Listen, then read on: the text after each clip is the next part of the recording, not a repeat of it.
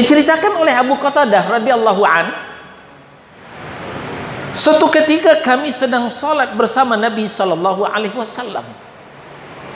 Lalu ada bunyi di belakang orang berjalan cepat. Malah ada suara orang berlari di belakang. Ya. Terdengar suara gerakan orang yang buru-buru. Ya. Beberapa orang tergesa-gesa untuk mengejar sholatnya. Kedengaran ketika itu. Bukan hanya kedengaran oleh Nabi, kedengaran juga oleh sahabat. Selesai sholat, Nabi bertanya, "Masya'nukum, ada apa dengan kalian tadi? Kenapa buru-buru?" Alhamdulillahi Rabbil Alamin Ar-Rahmanir Rahim. Ikhwana fiddin, a'azakumullah. Saudara-saudara jamaah maghrib Masjid Nurut Taqwa Condet yang dimuliakan Allah. Selesai kita membahas bab adab membaca Al-Quran, maka sekarang akan kita lanjutkan kepada adab ketika masuk masjid. Adab ketika masuk masjid. Pembahasan ini akan kita bagi kepada subjudul yang pertama, hal-hal yang dianjurkan, yang disunnahkan ketika masuk masjid. Nanti yang kedua insyaallah, hal-hal yang dilarang ketika kita masuk masjid. Dan yang ketiga, hal-hal yang dibolehkan, tidak disuruh dan tidak dilarang ketika masuk masjid. Keutamaan masuk masjid ini adalah sesuatu hal yang sangat luar biasa, fadilah dan keutamaannya. Apalagi kalau kita membawakan adab-adab sesuai dengan petunjuk Nabi sallallahu alaihi wasallam. Sebuah hadis yang diriwayatkan oleh Imam Muslim dalam sahihnya, Nabi bersabda, "Man tawadda'a lis-salati fa asbagha al-wudu'a thumma masya ila as-salatil maktubati fa shallaha ma'an nasi aw ma'al jama'ah aw fil masjidi ghafarallahu lahu dzunubah." Barang siapa yang berwudu dan menyempurnakan wudunya, kemudian berjalan menuju masjid. Ya, kita wudu di rumah. Kalau rumah kita dekat dengan masjid, lalu berjalan menuju masjid untuk melaksanakan sholat dengan orang banyak atau sholat berjamaah di dalam masjid, maka Allah akan mengampuni dosa-dosanya. Masya Allah, ternyata langkah kita ke masjid tidak sia-sia. Langkah kita masjid menuai maghfirah dari Allah Subhanahu wa ta'ala. Hadis yang kedua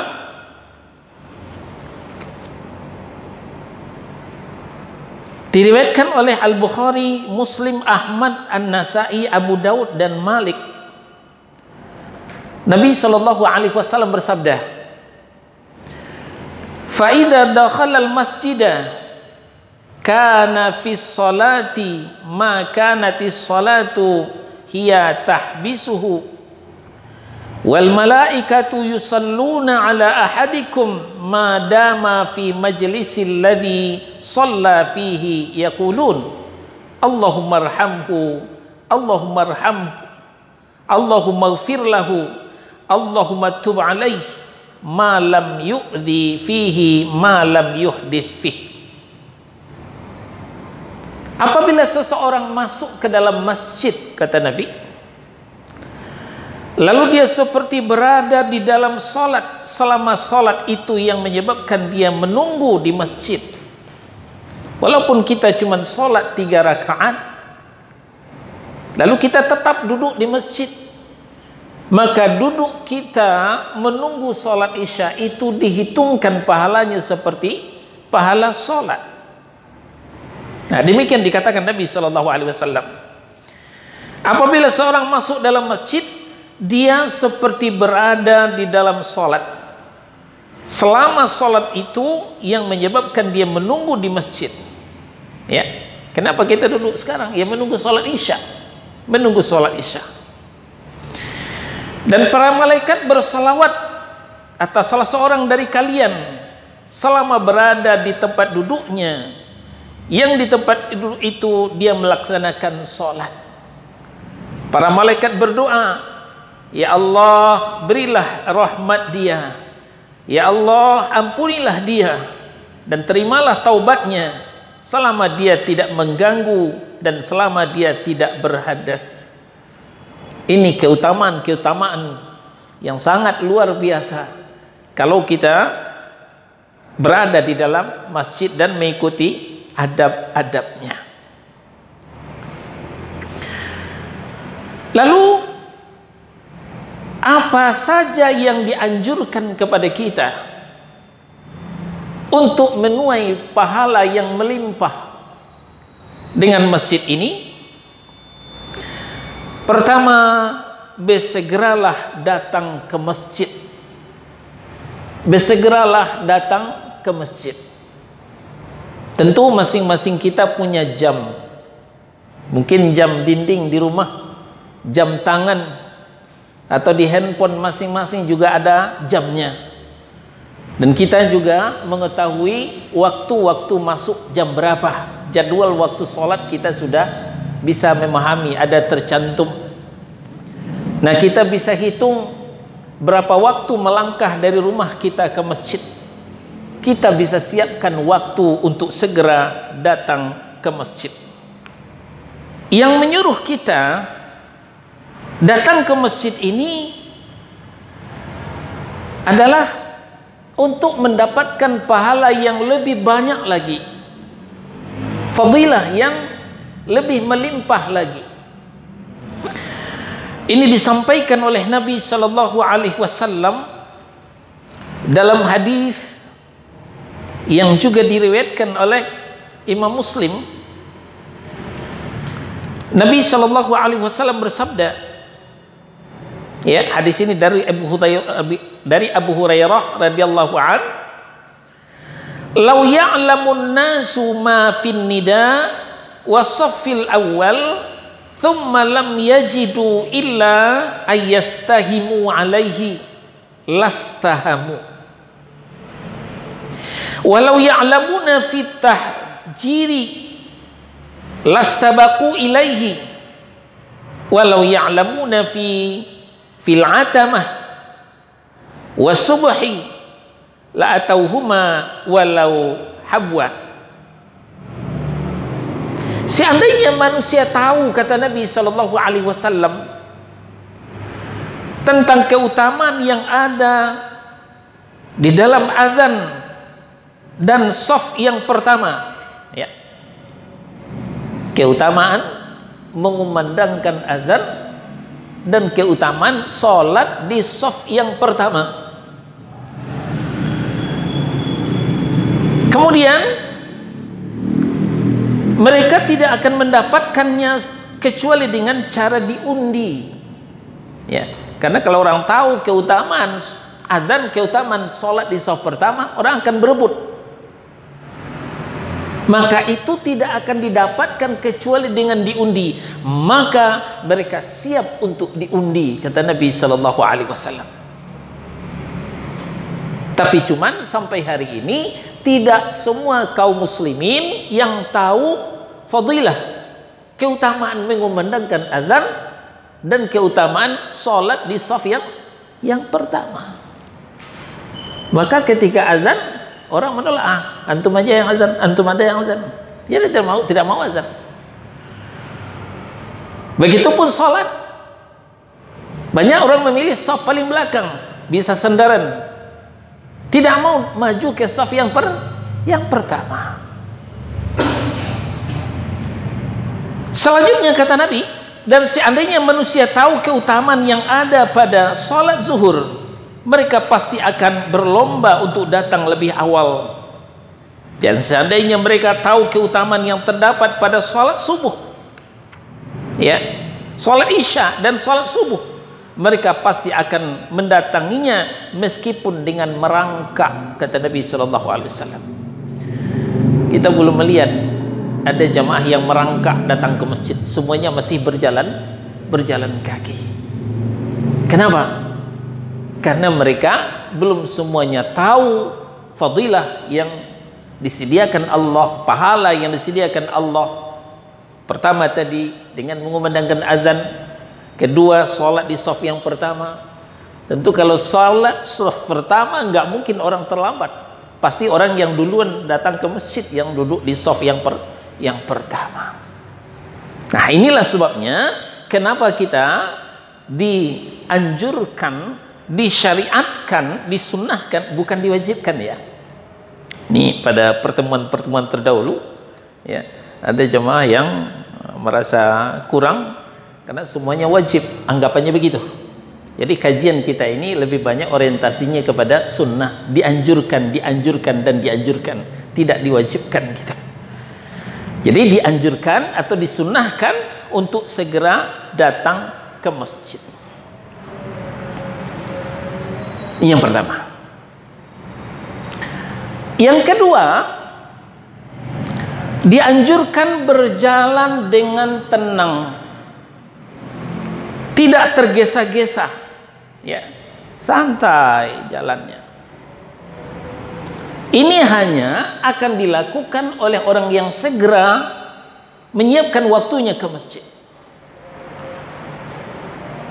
Beda dengan orang yang menunggu-nunggu, antar lagi lah, masih ada, antar lagi lah. Udah azan pun, antar lagi lah, masih lama kok. Dah qomat baru melangkah ke masjid. Orang itu akan terburu-buru supaya tidak ketinggalan. Ternyata ini tidak dibenarkan. Kita disuruh melangkah ke masjid dengan tenang, santai. Apalagi bagi bapak-bapak yang sudah sepuh, kepala 5, kepala 6, apa mungkin ada kepala 7. Nah, ini kalau buru-buru bisa fatal. Yang jantungan, apalagi kita punya tangga yang menanjak, itu nggak kuat bagi orang sudah usia lanjut, maka perlu pelan-pelan. Ini juga pernah terjadi orang yang buru-buru di zaman Nabi Shallallahu Alaihi Wasallam. Ya, Abu Qatadah menceritakan, bainama nahnu nusalli ma'a Rasulillah Shallallahu Alaihi Wasallam, fasami'a jalabatan faqal ma sya'nukum qalu ista'jalna ila sholati qal fala taf'alu idza ataitumus sholata fa'alaikumus sakinah fama adraktum fasallu wa ma sabaqtum fa'atimmu. Diceritakan oleh Abu Qatadah radhiyallahu an, suatu ketika kami sedang sholat bersama Nabi Shallallahu Alaihi Wasallam. Lalu ada bunyi di belakang orang berjalan cepat, malah ada suara orang berlari di belakang. Ya, terdengar suara gerakan orang yang buru-buru. Ya, beberapa orang tergesa-gesa untuk mengejar sholatnya. Kedengaran ketika itu, bukan hanya kedengaran oleh Nabi, kedengaran juga oleh sahabat. Selesai sholat, Nabi bertanya, masya'nukum, ada apa dengan kalian tadi? Kenapa buru-buru? Jawab orang tadi, kami buru-buru ya Rasulullah, ya, supaya tidak ketinggalan. Kami terlambat, kami mengejar sholat. Maka Rasulullah bersabda, jangan lakukan itu lagi ya. Jangan lakukan sholat seperti itu, buru-buru seperti itu. Jika kalian mendatangi sholat, mendatangi masjid, kalian harus berjalan dengan tenang. Berjalan dengan tenang. Yang kalian dapatkan, maka ikutilah sholat itu. Kalau kita mendapatkan imam lagi berdiri, ya tetap Allahu Akbar berdiri.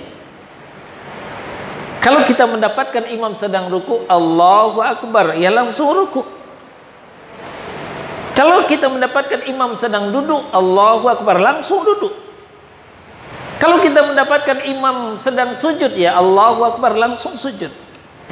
Ini yang dimaksud kata Nabi, ya. Yang kalian dapatkan, maka ikutilah sholat. Bagaimana imam kalian dapatkan, ikuti, sesuaikan diri. Dan yang tertinggal, maka sempurnakanlah. Ya, kalian tinggal 1 rakaat, ya tambah 1 rakaat. Kalian tinggal 2 rakaat, ya tambah 2 rakaat. Berapa ketinggalan, ya tambah. Nah, demikian dikatakan Nabi Sallallahu Alaihi Wasallam. Sahih diriwayatkan oleh Al-Bukhari, Muslim, Ahmad dan Ad-Darimi. Nah kemudian batas kita sudah dihitung 1 rakaat adalah kalau kita mendapatkan rukuknya imam. Imam sedang ruku, Allahu Akbar, kita langsung ruku. Kita mendapatkan rukuknya imam, itu sudah dihitung 1 rakaat. Tapi kalau tidak mendapatkan rukuknya imam, imam sedang i'tidal, apalagi imam sedang sujud, tetap sesuaikan diri, tapi itu belumlah dihitung 1 rakaat. Itu belumlah dihitung 1 rakaat. Yang ketiga, adab ke masjid itu kita berdoa mulai daripada meninggalkan rumah, lalu begitu pun masuk ke dalam masjid, dan kemudian ketika keluar masjid pun kita juga berdoa. Ya, setelah rumah kita tutup, kita kunci pintu, doa berangkat adalah Bismillah tawakkaltu 'ala Allah wala haula wala quwata illa billah. Nah kemudian dilanjutkan dengan doa dibaca ketika berjalan menuju masjid. Jadi yang rumahnya jauh dari masjid, ya sempatlah membaca doa ini. Ya kalau rumahnya dekat dengan masjid, ya mungkin jalannya pelan-pelan, ya menghabiskan doa ini. Ya, doa ini ada 2 riwayat. Ya, ada 2 riwayat yang sedikit berbeda, tapi mirip-mirip juga. Ya, tidak masalah yang mau kita pakai riwayat yang mana. Riwayat ya Abu Daud, doa yang diajarkan Nabi sallallahu alaihi wasallam, Allahumma ja'al fi qalbi nura wa fi basari nura wa fi sam'i nura wa an yamini nura wa an yasari nura wa fawqi nura wa tahti nura wa amami nura wa khalfi nura wa 'azzim li nura. Ya Allah, berikanlah cahaya di dalam hatiku, berikanlah cahaya pada pandanganku, pada pendengaranku, berikan cahaya di kanan dan di kiriku, berikanlah cahaya di atas dan di bawahku, dan berikanlah cahaya di depan dan di belakangku, dan terangkanlah cahaya itu untukku. Ini riwayat Abu Daud. Kemudian ada juga riwayat Muslim, Abu Daud dan Ahmad, cuman susunan saja berbeda, Pak. Susunannya saja berbeda. Kalimatnya itu juga. Allahumma ja'al fi qalbi nura wa ja'al fi lisani nura. Setelah qalbi lisan. Nah, cuman itu tadi. Kalau tadi setelah qalbi, nah, langsung basari, penglihatan. Sekarang setelah qalbi, lisan, lidah. Nah, kita lanjutkan.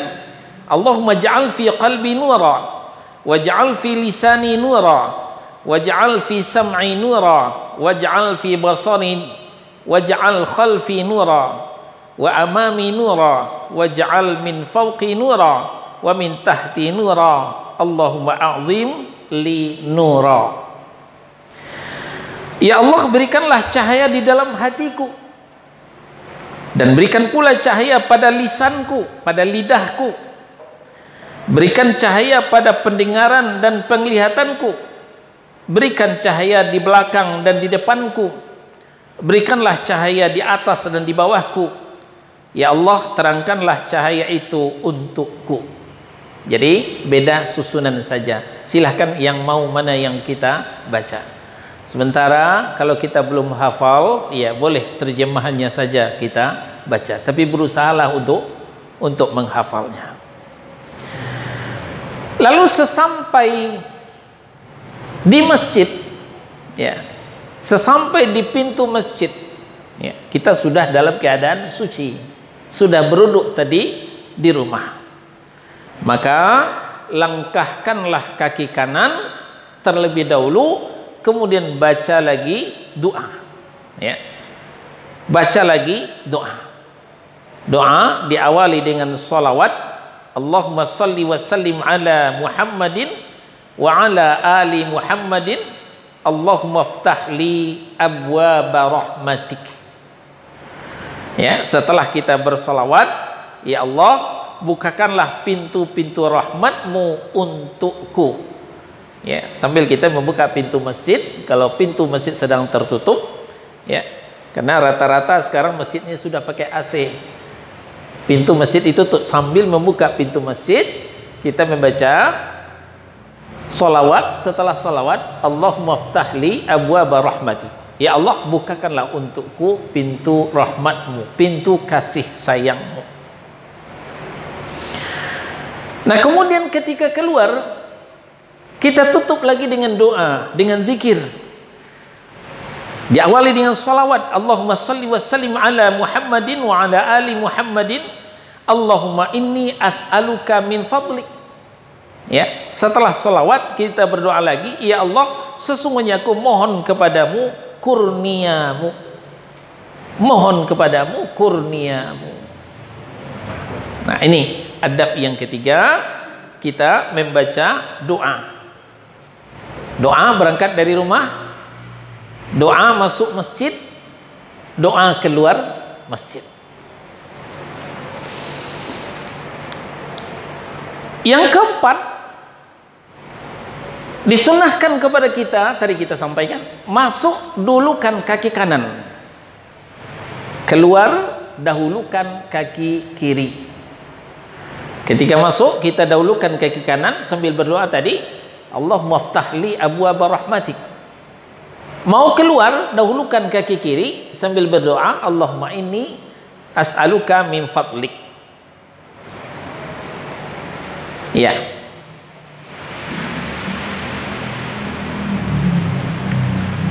Ini merujuk kepada hadis, ya, diriwayatkan oleh Muslim, Ahmad, An-Nasai, Abu Daud, Ibnu Majah dan Ad-Darimi.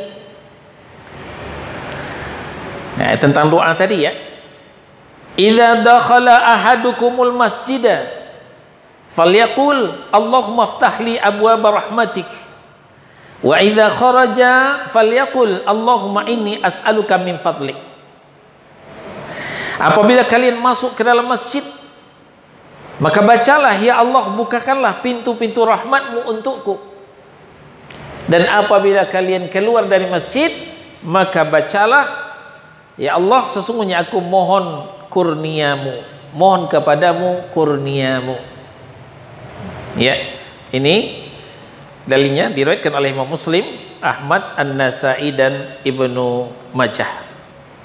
Kemudian redaksi yang lain ada juga kita temukan dalam hadis, A'udzu billahil azim wa biwajhihil karim wa sultanil qadim minasyaitonir rajim.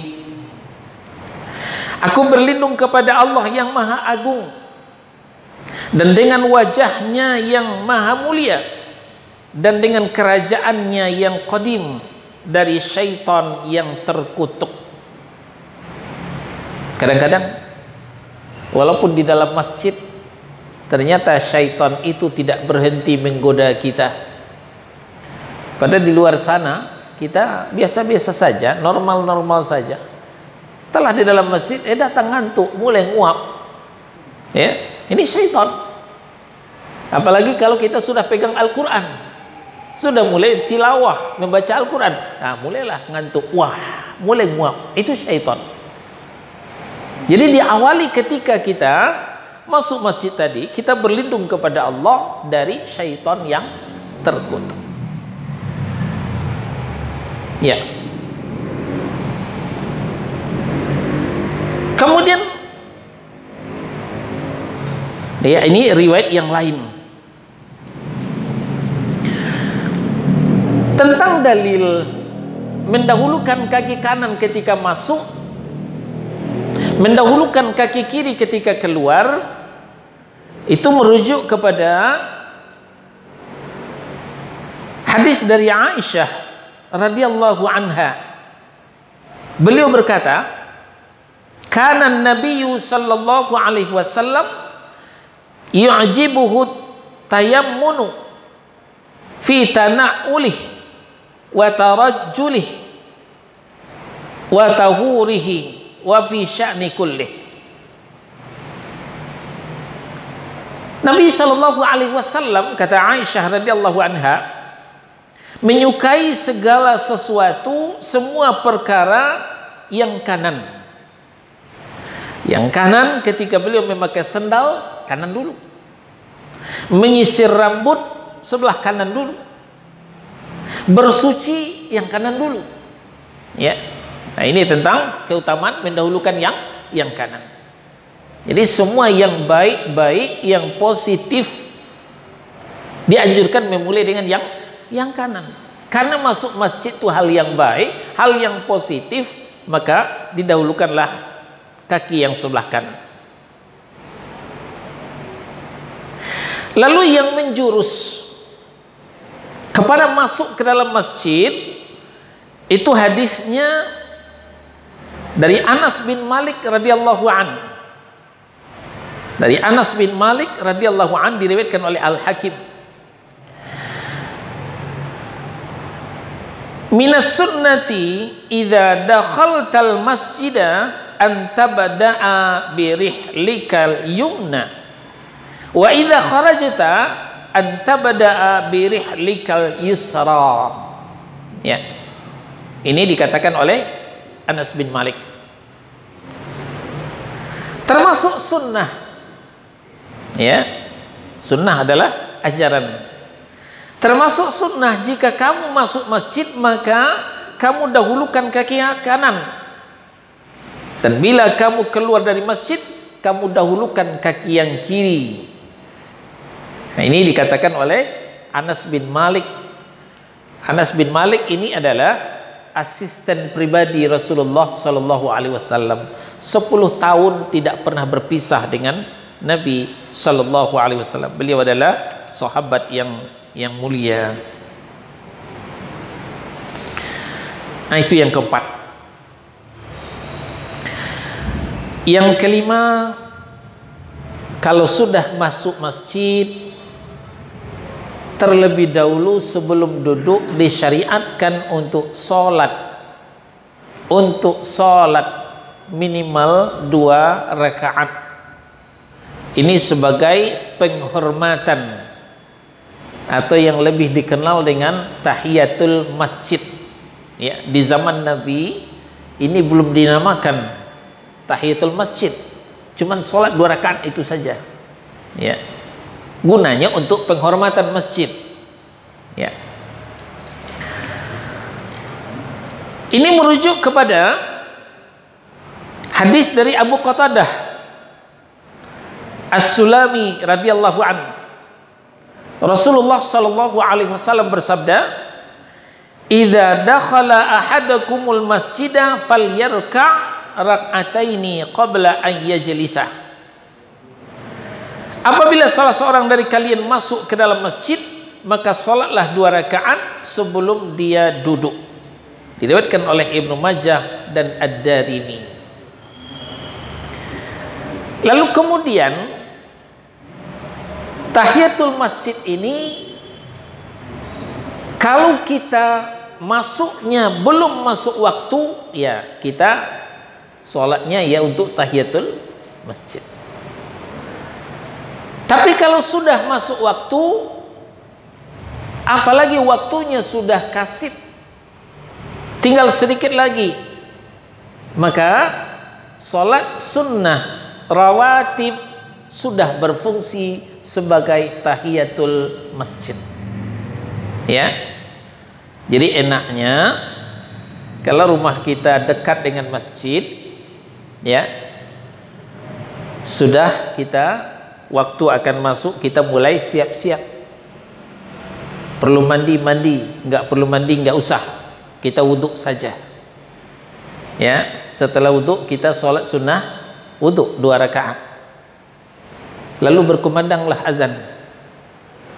Azan selesai berkumandang, kita sholat rawatib, sunnah rawatib qabliyah.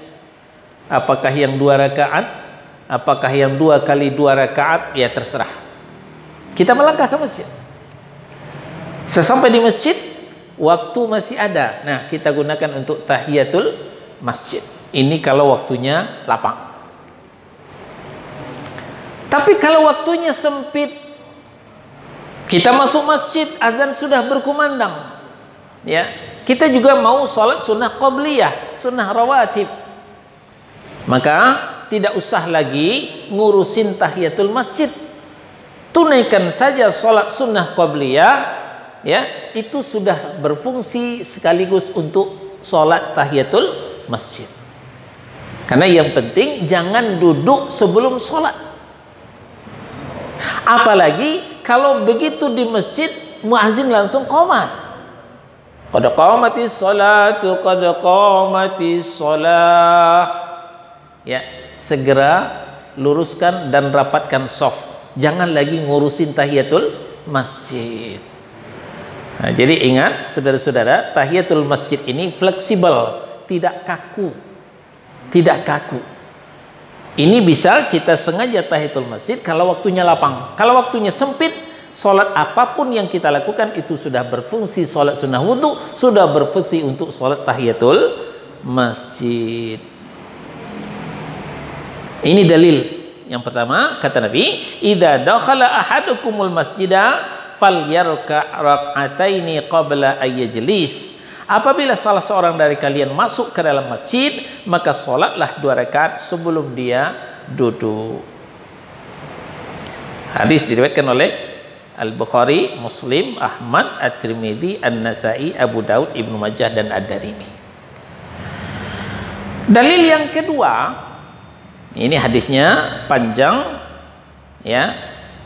Juga Al-Bukhari, Muslim juga meriwayatkan, diceritakan ketika Nabi sedang khutbah, ada yang terlambat masuk, langsung duduk. Ditegur oleh Nabi, Mas, udah sholat belum? Belum, ya harus sholat dulu. Sedang khutbah ditegur oleh Nabi, ya, sebelum duduk sholat dulu. Nah, maka di sini terjadilah ikhtilaf di antara para ulama. Ada yang mengatakan sholat tahiyatul masjid itu hukumnya sunnah, karena yang wajib cuma 5 waktu sehari semalam, kata Nabi, ya. Sebagian ulama mengatakan sholat tahiyatul masjid itu wajib. Kenapa? Buktinya ditegur Nabi. Yang duduk, masuk langsung duduk, ditegur oleh Nabi. Kalau itu sunat, nggak mungkin ditegur oleh Nabi. Menandakan itu wajib, maka ditegur oleh Nabi. Disuruh sholat dulu 2 rakaat. Nah, kita tidak akan mempertentangkan ikhtilaf ini. Silahkan yang mana kita mau yakin, mau wajib, mau sunnah muakkad, silahkan. Yang penting usahakanlah sebelum duduk sholat tahiyatul masjid dulu.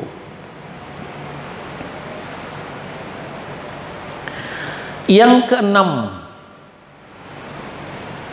yang dianjurkan, yang keenam, memakai baju yang bagus, ya. Memakai baju yang bagus, ya. Bagus tentu tidak harus mewah, ya. Bagus tentu tidak harus mewah, tapi yang pantas,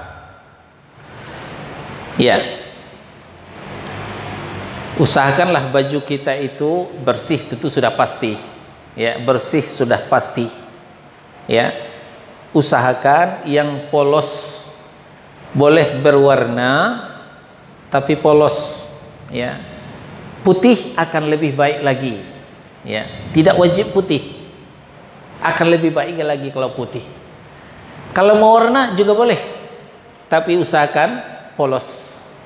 Jangan banyak ukiran-ukirannya. Kalau gitu nggak boleh pakai batik, Ustaz. Nah, boleh, tapi akan lebih baik kalau polos. Karena batik itu mengganggu pandangan. Apalagi batiknya sangat cakep. Ini dibeli di mana nih ya? Berapa harganya kira-kira ya? Jadi orang mikir itu jadinya, bukan mikirin sholat gitu. Ya.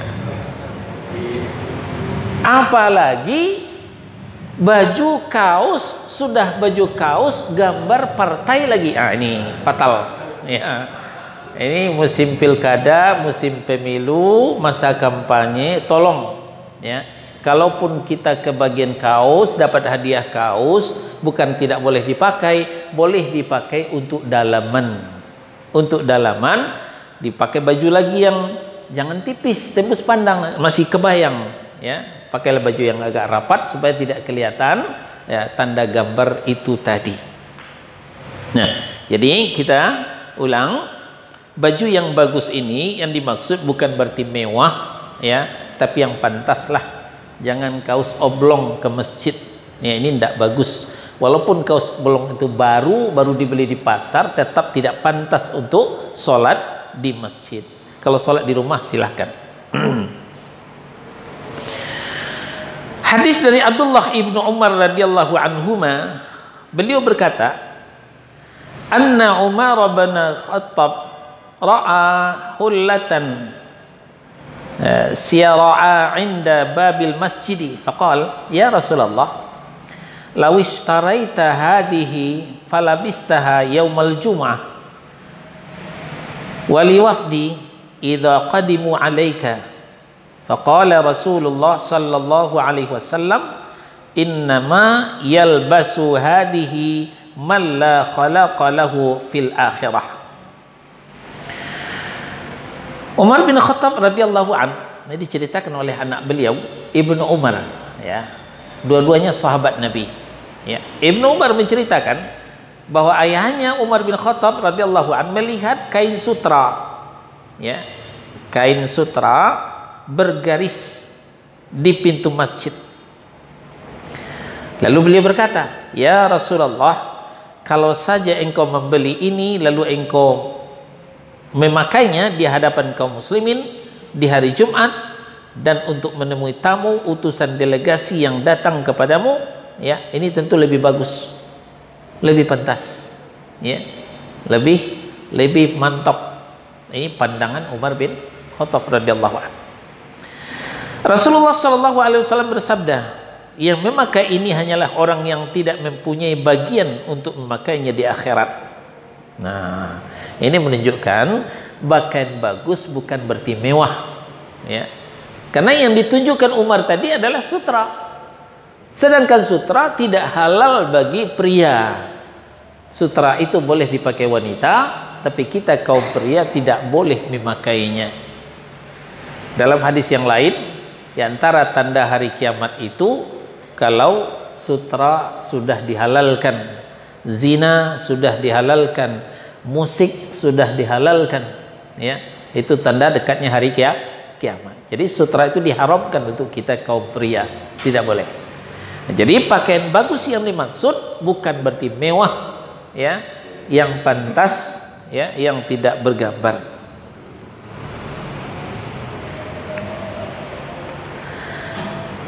Sebenarnya Nabi SAW tidak mengingkari pendapat Umar, yaitu memakai baju yang bagus ketika sholat Jumat dan ketika menghadap delegasi yang mendatangi beliau. Akan tetapi Rasulullah SAW melarang mengenakan pakaian yang terbuat dari sutra. Dari bahannya itu yang bermasalah sebenarnya. Nah, berdasarkan hadis ini, bahwasanya berhias diri untuk melaksanakan sholat, terutama sholat Jumat, apalagi Idul Fitri, Idul Adha, ya, menyebut para utusan, menyebut tamu, ini disukai, dianjurkan. Ya, apalagi kita menghadap Allah Subhanahu wa taala. Nah, itulah 6 hal ya adab atau anjuran disyariatkan kepada kita untuk